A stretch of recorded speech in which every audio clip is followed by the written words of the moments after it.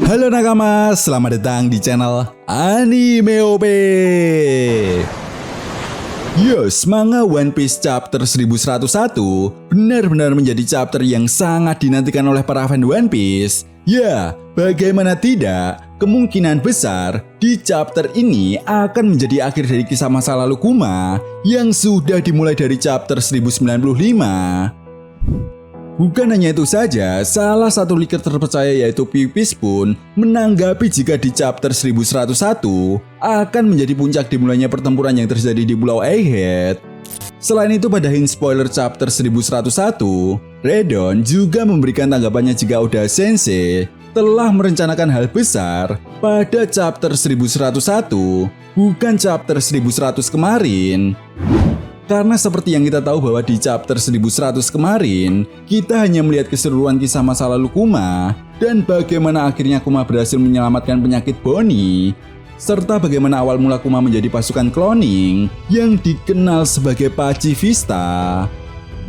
Di sisi lain, beberapa leaker pun mengatakan jika perang puncak di Pulau Egghead bukan hanya melibatkan pemerintah dunia melawan kelompok bajak laut topi jerami beserta aliansinya saja, tetapi salah satu kaisar lautan yaitu Marshal Ditich akan mengacaukan jalannya pertempuran tersebut.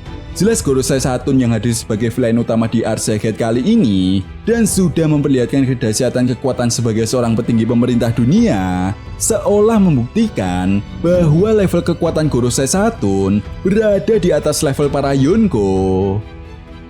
Nah, dengan kata lain, jika kelompok bajak laut Kurohige benar-benar akan terlibat dalam pertempuran besar di Pulau Egghead, maka satu-satunya harapan bagi kelompok bajak laut topi jerami yang saat ini sedang dipojokkan oleh Gorosei Satoon, yaitu memanfaatkan kedatangan kelompok bajak laut Kurohige untuk segera melarikan diri menuju ke Pulau Elbaf.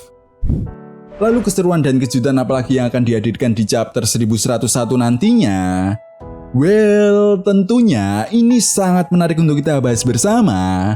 Oke, namun sebelum masuk ke pembahasannya, jangan lupa like video ini ya bosku, sebagai dukungan kalian semua untuk channel ini ke depannya. Nah, jika sudah, terima kasih banyak dan mari kita mulai. Tentunya, kekuatan dari seorang petinggi pemerintah dunia yaitu para Gorosei tidak bisa kita remehkan begitu saja. Satoon beserta rombongannya yang datang ke Pulau Egghead jelas menjadi sebuah ancaman yang sangat nyata bagi kelompok bajak laut topi jerami. Apalagi situasi sulit yang saat ini dihadapi oleh kelompok bajak laut topi jerami setelah Luffy kehabisan stamina akibat menggunakan kekuatan Gear 5-nya, membuat Gorosei Satoon dengan mudah bisa menghabisi kelompok bajak laut topi jerami kapan saja dia mau.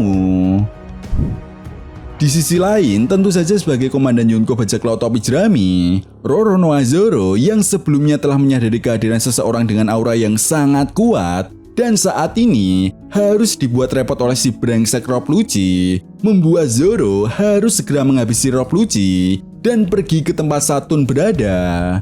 Tentunya dengan aura yang begitu mengerikan yang dirasakan oleh Zoro, membuat Zoro menyadari betul bahwa lawannya kali ini bukanlah orang sembarangan. Dan bisa jadi kehadiran Zoro kali ini akan menjadi kunci lepasnya Bonnie, Sanji, Franky, Dr. Vegapunk, dan Vegapunk Atlas yang sebelumnya tidak bisa bergerak sama sekali akibat kekuatan misterius yang dimiliki oleh Gorosei Satoon. Nah, tentu saja jika Sanji dan yang lainnya berhasil melepaskan diri dari kekuatan Satoon, maka ini bisa menjadi sebuah kesempatan bagi Zoro ataupun Sanji untuk mengulur waktu dan berhadapan langsung dengan Gorosei Satoon sampai Luffy benar-benar bisa bangkit kembali. Ya, memang Zoro dan Sanji saat ini telah mendapatkan peningkatan kekuatan yang cukup signifikan. Bahkan Mimin sendiri yakin Zoro dan Sanji mampu menahan kekuatan Gorosei Satoon, atau setidaknya memberikan serangan yang mampu membuat Gorosei Satoon terluka. Namun di sisi lain, Gorosei Satoon pun pastinya memiliki sebuah teknik serangan yang beragam sehingga menjadi sebuah ancaman bagi Zoro dan Sanji. Bahkan tongkat yang dimiliki oleh Gorosei Satoon diyakini kuat bukanlah sekedar tongkat biasa, melainkan sebuah tongkat yang sangat kuat, di mana kita pun akan diperlihatkan serangan dari tongkat dan haki yang dimiliki oleh Gorosei Satoon. Ya, meskipun pada akhirnya Gorosei Saturn tetap mendominasi jalannya pertarungan melawan Zoro dan Sanji, tetapi yang menarik di sini adalah Gorosei Saturn dan para Vice Admiral belum menyadari bahwa kelompok bajak laut Kurohige akan terlibat dalam pertempuran di Pulau Egghead.